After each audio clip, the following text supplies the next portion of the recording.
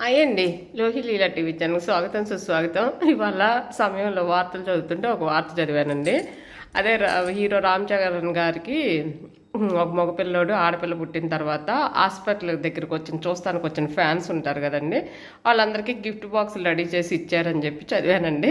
అయితే ఆ చదివిన దానికి నవ్వాలి ఏడవాలో కూడా అర్థం కాలేదండి. దాంట్లో మామూలుగా ఏంటంటే ఏదో వెండి గిన్నెలు లాంటివి, ఇప్పుడు రామ్ చరణ్ గారును ఉపాసన గారు దిగిన ఫోటో ఒకటి, స్వీట్స్ అట్లా కొన్ని కొన్ని పెట్టి ఇచ్చారంటండి. ఆ పెట్టిన వాటిని కూడా ఏం చేశారనంటే అవి వెండి గిన్నెలు ఒరిజినల్ అవునా కాదా, లేకపోతే అసలు ఎంత వర్త్ చేస్తాయి అని చెప్పి చర్చించుకున్నారంటండి. ఏమండి, ఏదైనా మనం చేసే పని అనుకుంటే నవ్వు వస్తుందండి. ఇప్పుడు ఎవరైనా ఒక గిఫ్ట్ ఇచ్చారంటే అది ఉన్నోళ్ళైనా కానివ్వండి, లేనోళ్ళైనా కావండి, ఎవరైనా కానివ్వండి, ఎవరైనా ఒక గిఫ్ట్ మనకి ఇచ్చారంటే అది మన మీద ప్రేమతో ఇచ్చినట్టు. అసలు దానికి విలువ కట్టకూడదు.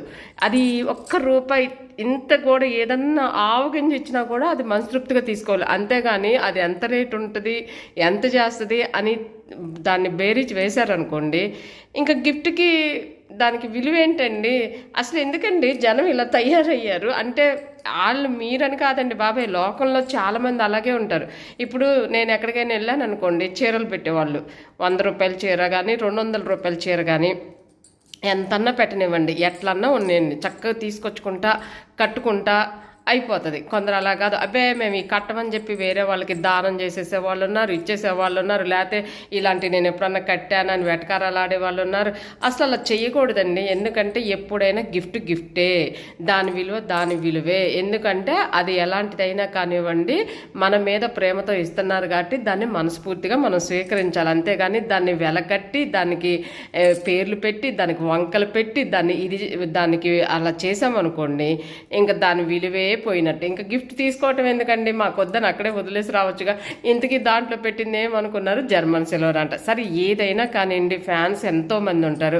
వాళ్ళు ఏంటంటే పిల్లలు పుట్టిన సందర్భంలో ఎట్లాగూ చూస్తానికి వస్తారు కాబట్టి ఫ్యాన్స్ని నిరాశపరచకూడదని చెప్పి సంతృప్తి కోసం ఏదో పంచి పెట్టుకుంటున్నారు. అవి శుభ్రంగా తీసుకొని ఇచ్చారు మా ఫ్యాన్స్ అని చెప్పి సంతోషంగా వచ్చేదానికి దానికి విలువ కట్టి మీ హీరో గారి విలువని మీరే తగ్గించుకోబాక కండి. ఎందుకంటే అది మంచిది కూడా కాదు. ఎప్పుడైనా ప్రేమతో ఇచ్చింది శుభ్రంగా స్వీకరించి మా అన్నకి జై, మా అన్నకి జై అని అహంకారాలు చేయండి. అట్లాగే మీరు ఎక్కువ కూడా నాయిస్ చేసి అక్కడ ఇది చెయ్యొద్దండి, డిస్టర్బెన్స్ చెయ్యొద్దు. ఎప్పుడైనా మన పద్ధతిలో మనం ఉండాలి. అది చెప్తున్నాం వినుకోండి. ఎందుకంటే అలాంటి వాళ్ళు చెప్తే మీరు వినాలండి.